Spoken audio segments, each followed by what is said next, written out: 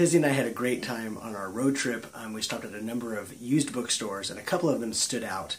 One of them is Southwest Book Traders. This is in Durango, Colorado. Here's a cool little bookmark that they gave us. It's been there for a long time. It's got a gazillion books. And I'm going to be showing you some books that we got from there, as well as in Santa Fe, New Mexico. We stopped at Big Star, used Books and Music, and take a look at that. I'll try to give you guys some more information down below. So first off is a book that many of you probably are familiar with. This is Sabriel by Garth Nix, the Australian author. I'm not sure what just fell out there. But this is a book I read a number of years ago, and I really enjoyed it. The Tolkien professor has actually done a workshop on this series, and so I'm kind of interested in reading the other books in it. But I thought I'd like to have Tezi join me. So she's going to read this, hopefully pretty soon. I think she started tonight, actually. And we'll see. We'll see where it goes from there. But anyways, it's kind of this fantasy. I don't think it's really YA, but it is about a younger girl who has these abilities with bells, and they have kind of some magical powers. I won't say anything or give anything away. Tezi right now is back there going like this because she doesn't want to hear it. But that's all I'm going to say. It's very cool. One that I got at Southwest Book Trader is Illusions. This is by Richard Bach.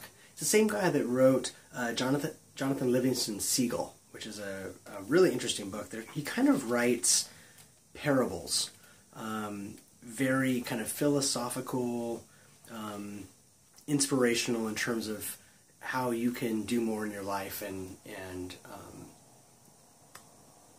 I guess live inspired in a sense. But it's not as simplistic as just like, positive thinking or anything. This is The Adventures of a Reluctant Messiah. It kind of plays off the idea of the teachings of Christ. It's very good, and I highly recommend it, so we'll see about that one. Big time shifting gears, Neal Stephenson, who wrote this one here called The Cryptonomicon. This is a massive book. It's nearly 1,000 pages long, very dense. Neal Stephenson wrote Seven Eves, which I've recently read, and I loved it. And so I thought that when I saw this for such a great price, I thought, I got to pick it up. I read all of the kind of acclaim and accolades that it was receiving, and they said it's just a wonderful book, really interesting. And I'm not quite sure what it's even about. But I'll let you guys know once I've read that, maybe after 5 years. Next is The Brief Wondrous Life of Oscar Wilde by Junot Diaz. This has become kind of a modern classic. What's so great about this is it's this boy who, the way it's described, Oscar, who is a sweet but disastrously overweight ghetto nerd, a New Jersey romantic who dreams of becoming the Dominican J.R.R. Tolkien. I was sold at J.R.R. Tolkien, but he's got these footnotes in there where he refers to the Lord of the Rings and talks about orcs and elves and stuff, and he's got this real dweeb, so I felt right in with him. But yet he talks with this Cuban, Dominican slang. He's like a street kid, but yet he's really smart and everything. So it's kind of cool. It's a great story, and one that I highly recommend. Next, this is a book that Tezi picked up, and she already read it. She read it in a couple of days. The Mysterious Fireplace by Carolyn Keene, and it's part of the Dana Girls Mystery Stories, and there's quite a few of them. Actually, the back here lists a number of the other ones. And she said it's kind of like the Nancy Drew books, a little bit. Maybe some of the same authors. I don't know a lot about it. Oh, yeah, it is, by the author of the Nancy Drew books, right there on the cover. She said she enjoyed it. She thinks she liked the Nancy Drew books better, but she can't really remember because she read the Nancy Drew books when she was younger, so she's not quite sure how her perception will be different.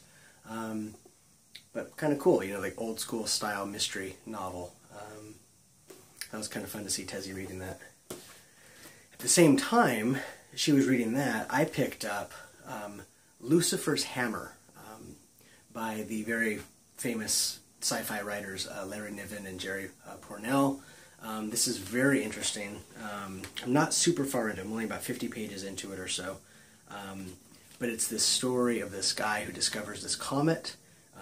that I think is going to turn out to be coming out to be headed towards Earth. You know, the classic "the Earth might be destroyed" story, but it's told in a way that's much more about like Hollywood and how this one guy wants to make a documentary film about the whole project, and so they're riding around LA all the time and talking to these scientists and movie producers and that kind of thing. So it's really interesting. Gets into a lot of things about movie making and kind of like Hollywood, the Hollywood scene in the 1960s or so, which I think is when this book came out. It's kind of old. So those were books that we picked up on that road trip. Next, and kind of the best deals of all, is the Goodwill. We got these books, I think 50 cents for a paperback and $1 for a hardcover. So great prices, and here's what we picked up. Let's see here.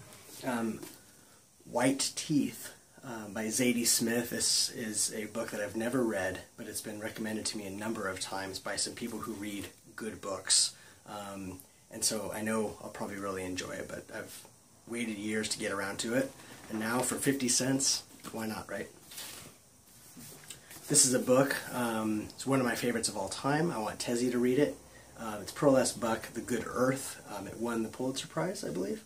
No, it's a Nobel Prize winning book. I don't like the Oprah book cover, but oh well. For 50 cents, you can't beat it. This is the classic tale. Pearl S. Buck, her parents were missionaries in China, and she tells the story using all that information of spending all those years in China about this incredible epic from children growing up through the years of adolescence into their adulthood and getting married, having kids, all the way to where they're grandparents and approaching death. But it's a masterpiece, and I'm excited for you guys to hear about it and for Tezi to read it. You guys have all seen this. I don't need to say much about this one. We picked it up for 50 cents. We thought it'd be nice to have a copy around the house. We've both read it.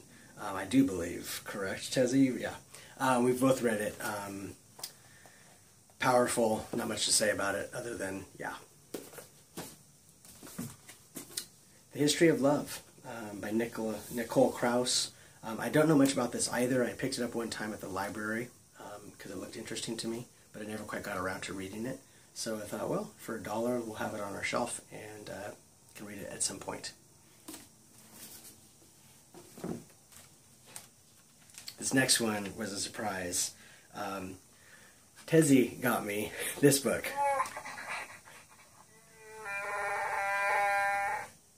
It teaches you how to speak Wookiee.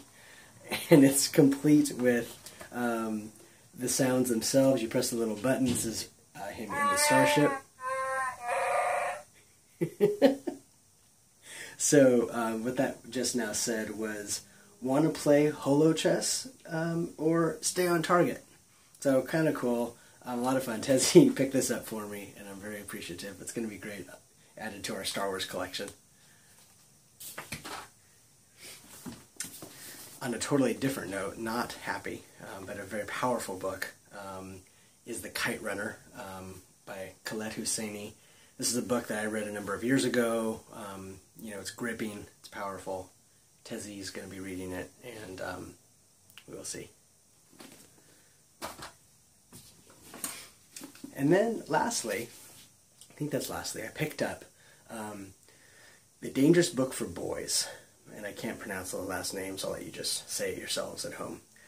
This is a cool book, just lots of awesome information on history and making knots, and which is actually one of the things I needed to pick it up for. I needed to refresh my knowledge of knot tying. But it's also like books you need to read, and things that they feel that young men ought to know, the flags of other countries. And it's a really nice book. It's a beautiful hardcover, full color print as well, lots of illustrations and things of that sense. So very cool. I enjoy looking through it once in a while. I don't know if I would exactly read it cover to cover, but more of a reference work. So that's the book haul from the Southwest to the Out West. We had a great time. Thank you so much for watching. And until next time, find your voice.